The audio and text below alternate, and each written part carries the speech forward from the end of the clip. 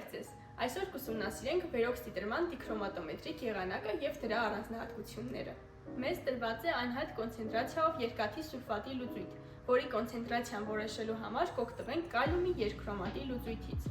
որով կլցնենք բյուրետը։ Բյուրետը հասցնենք զրոական նիշի։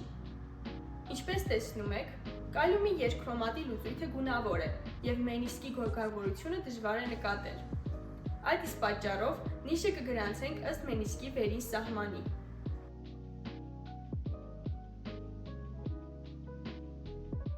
Այժմ էլենմերի կոլբի մեջ պիպետով տեղափոխենք հետազոտվող լուծույթի 10 մլ լուծույթ։ Ավելացնենք 5 մլ ծծմբական թթվի խիտ լուծույթ։ Այն կապահովի ռեակցիայի ընթացքի համար անհրաժեշտ թթվային միջավայրը։ Լուծույթին ավելացնենք նաև ֆոսֆորական թթվի 4-ից 5 մլ լուծույթ։ Այն անհրաժեշտ է ռեակցիայի արդյունքում առաջացող ֆերում 3+ իոնները կապելու և դրանց խանգարիչ ազդեցությունը վերացնելու համար։ Ավելացնենք 1 կաթիլ դիֆենիլամինի լուծույթ, որը կհանդիսանա ինդիկատոր։ Դիտրման ընթացքում պետք է հաշվի առնել, որ գույնը փոխվում է անգույնից դեպի թույլ կանաչ, ապա դեպի մոխրագույն, և վերջապես լուծույթը կտրուկ դառնում է կապտամանուշակագույն,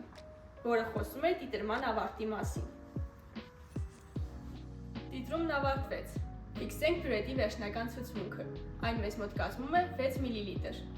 Դիտրումները պետք է կրկնել առնվազն 3 անգամ։ Մենք ստացել ենք հետևյալ տվյալները, որոնք բերված են աղյուսակում։ Դիտրման ներկայացվող ծավալն է 6,2 մլ։ Այս տվյալը կօգտագործենք հետագա հաշվարկներում։ Այժմ կարող եք տեսնել դիտրման վերաբերյալ հաշվարկները։